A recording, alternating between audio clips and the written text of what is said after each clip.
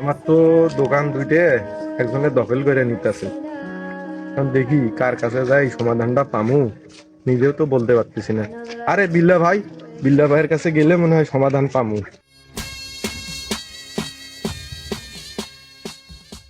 বিল্লা ভাই, বিল্লা ভাই, আপনার কথা স্মরণে করতেছি, করতে করতে আপনার দেখা পাইলাম।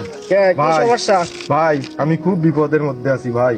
আমার দুইটা দোকান মানুষ জোর জোর করে দখল করতেছে ভাই। আমি তো উদ্ধার করতে পারতেছি না ভাই।